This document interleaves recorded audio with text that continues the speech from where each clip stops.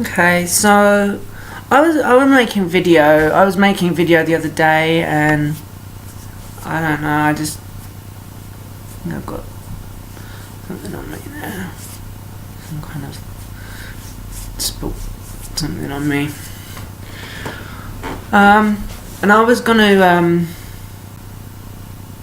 upload videos about what's going on. Which is nothing. Right now, I'm watching Kraut and T. I'm watching Kraut and T. And I'm not sure what's going on. I'll be honest. I really don't. I subscribed to Kraut and T about last year ago when the whole trumpeting was happening. The happening was happening. Pardon me. And he was funny, and he made me laugh. And at that point in my life, when things were so dark and so horrible, as if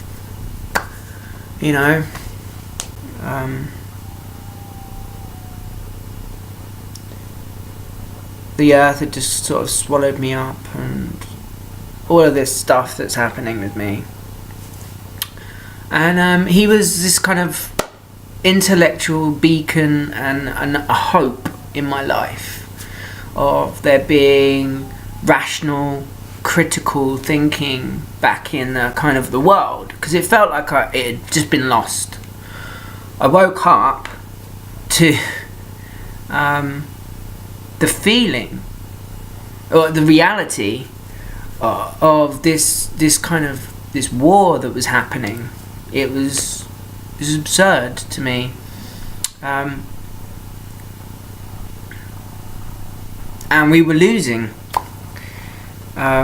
which was sad to me, because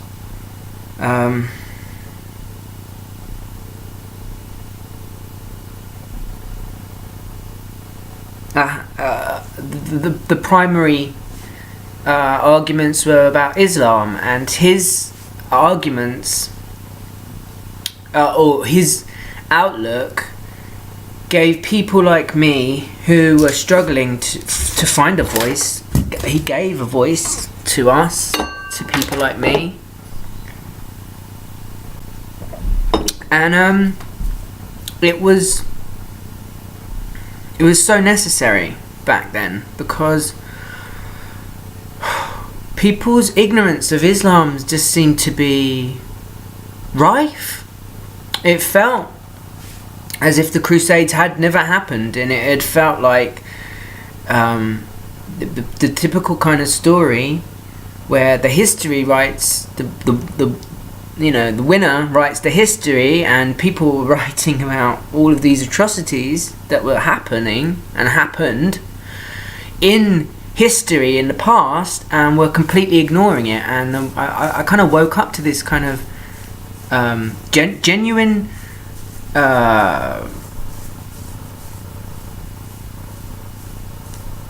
devastation of what was happening, and the mass riots in Europe, and it just all seems so surreal to me. Bearing in mind, I just committed suicide, and I really didn't want to live, and I wanted to check out. I just had enough of it. I'd had enough of life. Had enough of what had been going on with me. And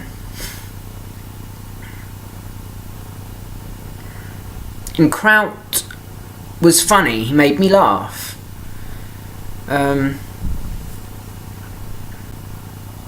So now I've seen this thing about him. A couple of people have been saying Kraut has lost it, and he's becoming the very monster that he said he wanted to kill. All of this stuff. And I all of a sudden, my empathy and my sympathy kind of went out to him on a very real level, because he's getting comments stuff like, "Oh, you're such a disaster, thank you for putting it online for everyone to laugh at us." And I thought of me and my videos, and I thought, oh yeah, I bet the people who fucked me over are having a good laugh at how badly they fucked me over, and I'm probably watching these videos laughing and saying, "Oh, we fucked her, we really ruined her image big time," you know.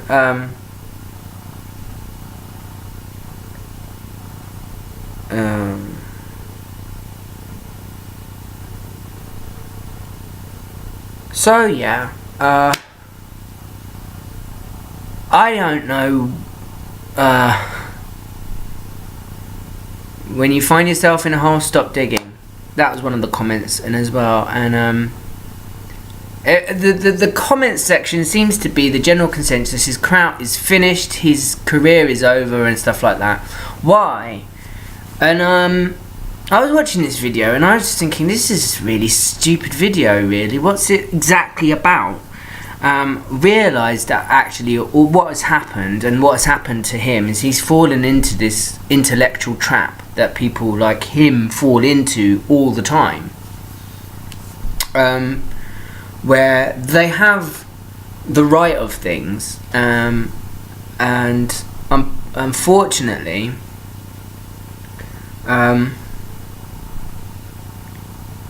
you never sink down to someone else's level, otherwise they'll just beat you out of experience. And this is what the alt-right does.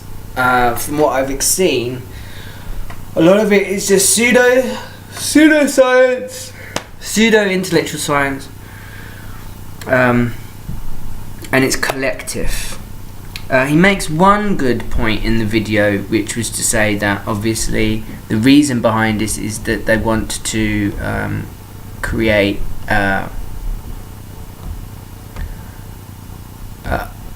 pan-separatism, and yeah, of course that's the goal of racists, is to create a separatist ideology whereby people separate. They always use the same kinds of arguments. They'll refer to the colour spectrum. They'll refer to the race being subspecies and stuff like that. So what it is you've got two people who are basically both have similar, or at least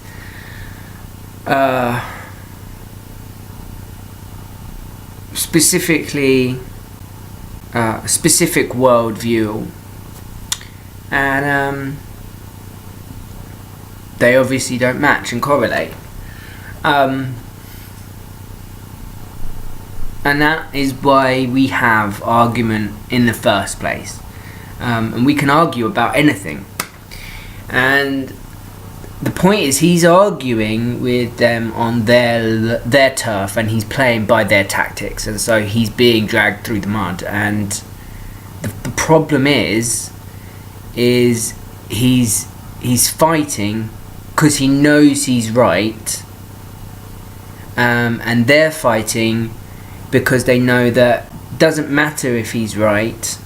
They have a lot of data and statistics and analysis to keep someone like his intellect confused enough to, again, it's misdirection, so they're using all of this data for misdirection.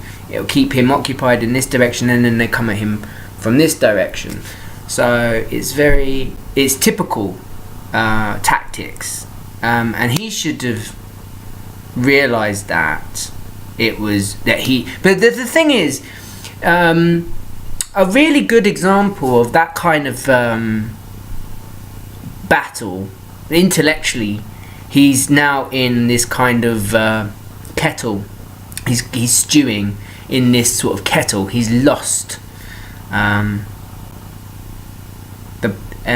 they're just going to keep on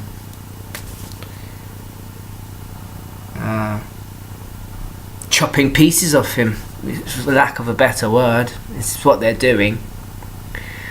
They'll hack intellectually at you until there's nothing left.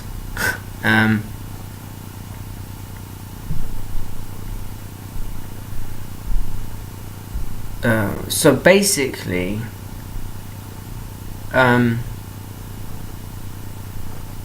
Caesar and Pompey the Magnus, Julius Caesar and Pompey the Magnus were proconsuls of Rome, and in their own rights, both were formidable opponents. Julius Caesar obviously was celebrated war veteran, and Pompey was celebrated war veteran, but he had the power of the army behind him, and Julius more had the power of the people behind him. Pompey was a better military mind than Caesar. Caesar was a more political mind. And so they kind of evened each other out. Politically, Caesar kept Pompey in check, and militarily, Pompey kept Caesar in check. Do you see what I mean? So when they came to what fight, Pompey had the larger army. In fact, they outnumbered Caesar something like 3-1, and it was kind of almost a guaranteed victory for Pompey. People didn't think that Caesar would win a battle against Pompey at all on any battlefield. They were wrong. And they were wrong not because Pompey was less of a military genius than Caesar, and in fact he wasn't. He was his better. But here's the thing. It's something to watch you at work. Here's the thing, is that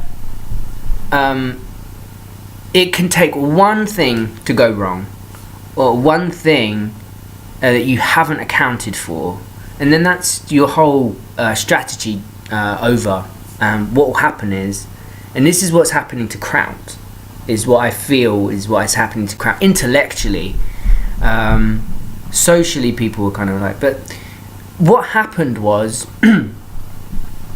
Caesar realized he was outmanned, and so what he did was he brought his army up a hill, which drained their resources. Obviously, an army marches on their stomachs, but he double timed because he knew he needed to be ahead of Pompey, and Pompey's army was marching very slowly and steadily towards him to near victory, to certain victory.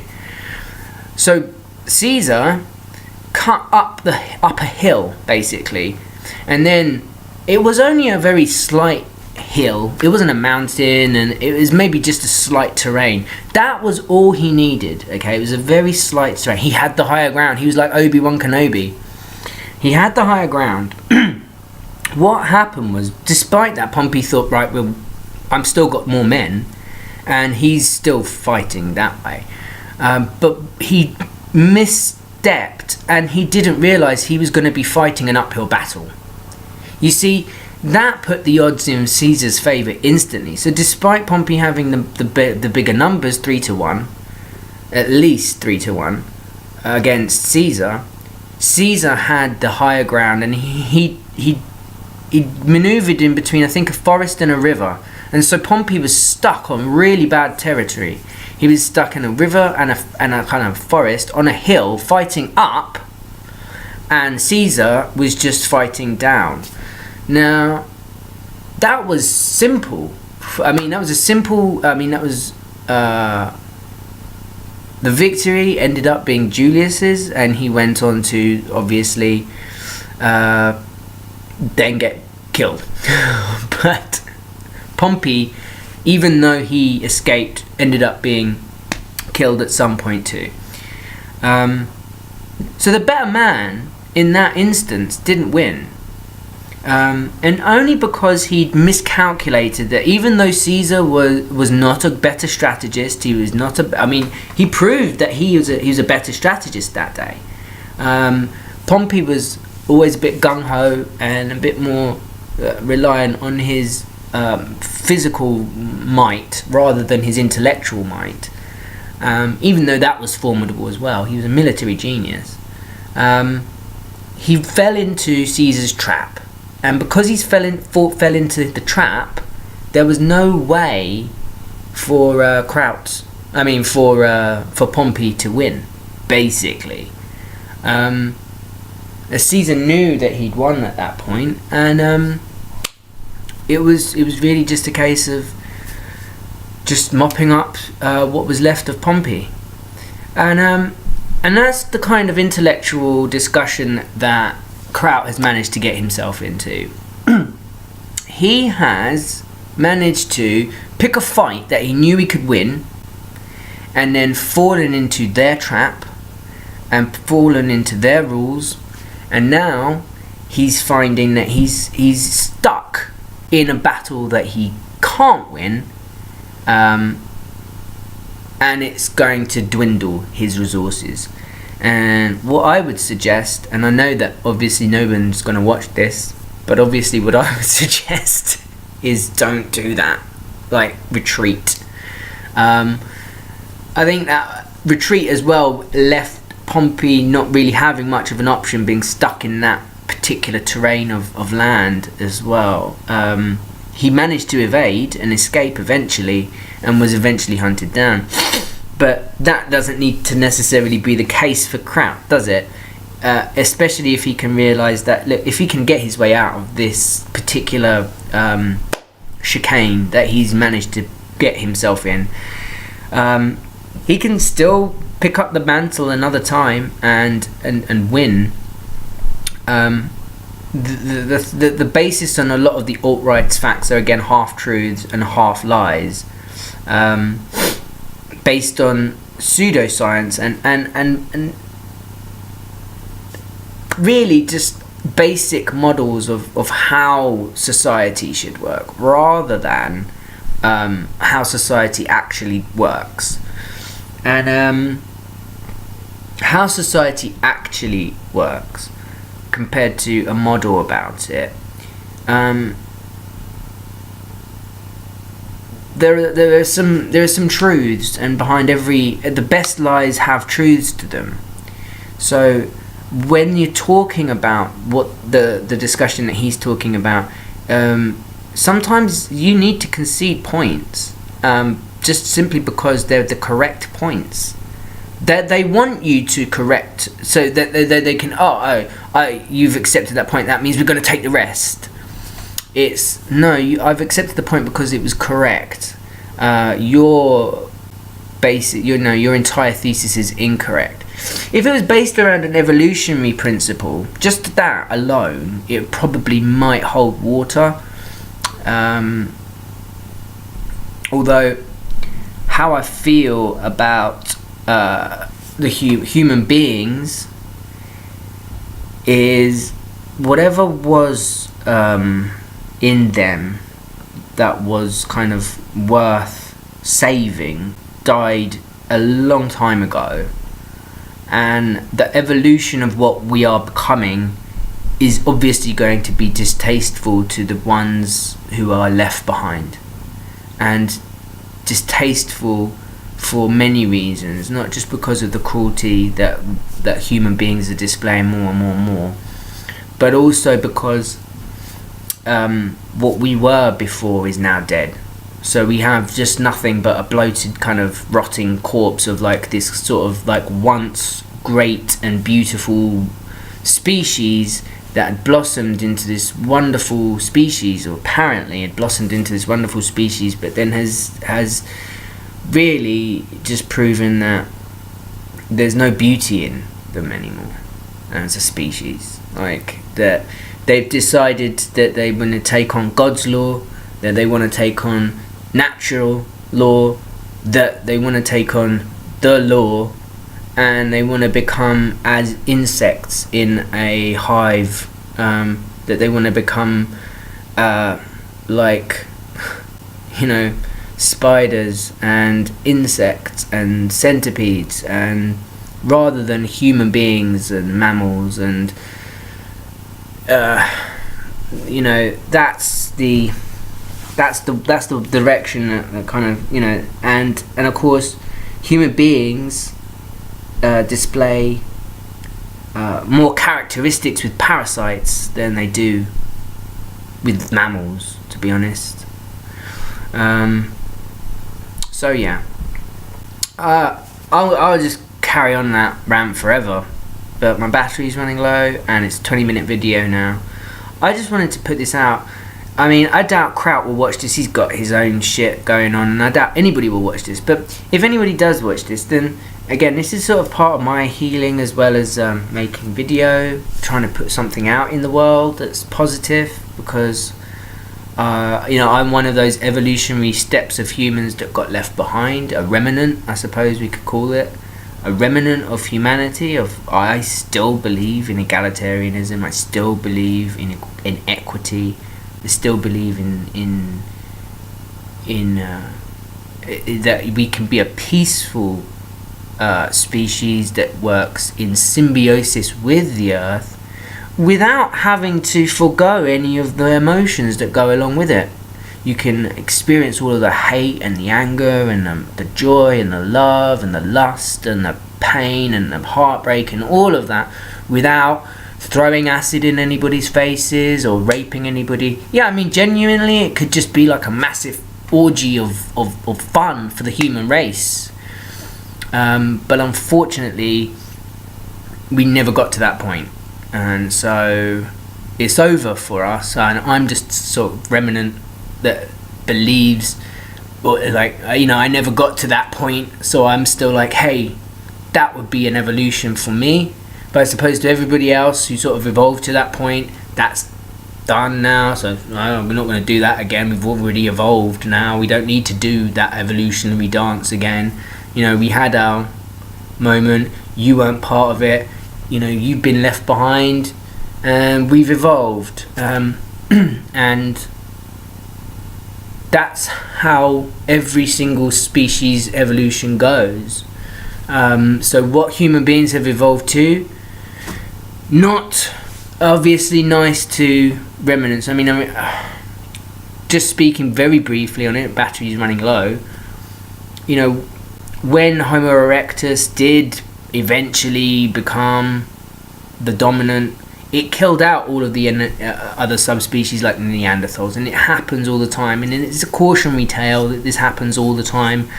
That when a species evolves, or when there's an evolutionary process and a species evolves, that that whatever the remnant that's left behind, yeah, is destroyed. We evolve, but then what we evolved to, what we become, is less than what we were before, and that's something that I wanted to avoid personally in my evolution. And that's probably why I was left behind and I wasn't allowed to be part of the evolutionary process, despite how many times I tried, obviously, to be a part of it. You know,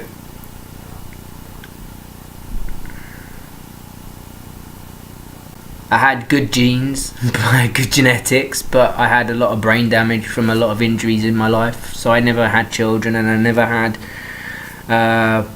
societally, I never grew up with society, because I was always ostracized and isolated. So, you know, I'm just the kind of the leftover from someone's evolution, like an evolutionary shit, I suppose.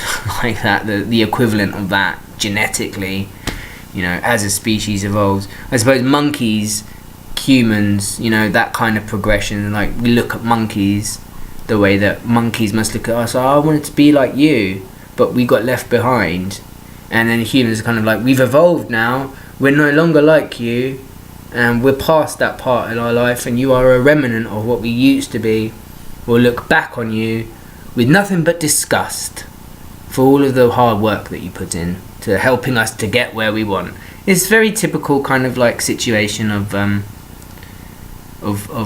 how kids do things.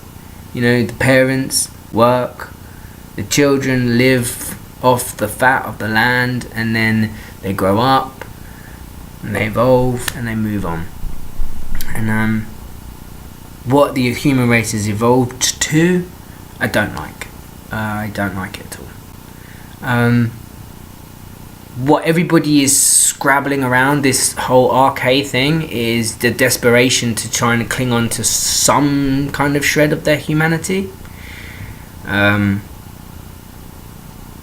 Because they're justifying their racism. And when you justify anything, it means that on some level you know it's not right what you're doing, because you need to justify it. So like I'll know I'm having a glass of wine today. I don't need to justify it, but an alcoholic would say, I'm having a glass of wine today because I've deserved it. I deserve it. I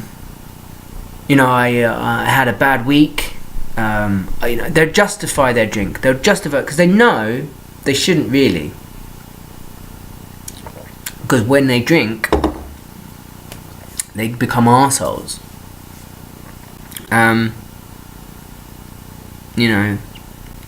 The kind of remnants that got left behind rather than evolved. So what Kraut is doing is he's really playing into their trap, and he shouldn't. It is the gist of the video. Right. So cheers, and it's red wine in honour of Kraut. Be a little bit smarter about your battery life. You've only got a little battery life, so be careful about who you waste it on, and don't waste so much energy. I mean, I think I saw one of your videos and stuff like that. You got a girlfriend and you got a good job now, and I know that the YouTube scene is dwindling a little bit because of the whole demonetization and shit, but you do something better with your intellect than just waste your time with these fucking idiots, basically. Whatever the human race will evolve to, I can guarantee you none of these people are going to be a part of it. Do you know what I mean? Like, they're remnants as well. The ones that have evolved, they've already evolved, you know? They've already evolved into the next stage of human being, but they're not human anymore.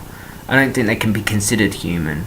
In fact, they're kind of like, during their evolution, they started to hate themselves so much that, they got rid of their humanity. That's why they are the way that they are. And they hate the fact that they made the wrong choice in that. Getting rid of their humanity made them less human, and so they sort of hate human beings. But these people who keep on propagating the idea that this that and the other, meanwhile the people out there who are evolving are evolving, and they're getting on with it, and bad ideas, okay, and this is just a rule of thumb in evolution. The best survive, okay, and only the best ideas survive, and only the kind of, oh gosh, only the best survive. Okay, so that's basically what it is. Only the best survive, and bad ideas as well as bad genetics don't have a place in the future, one way or the other. Do you see what I mean? So it's like, bad ideas do not have a place in the future. That's it. The end.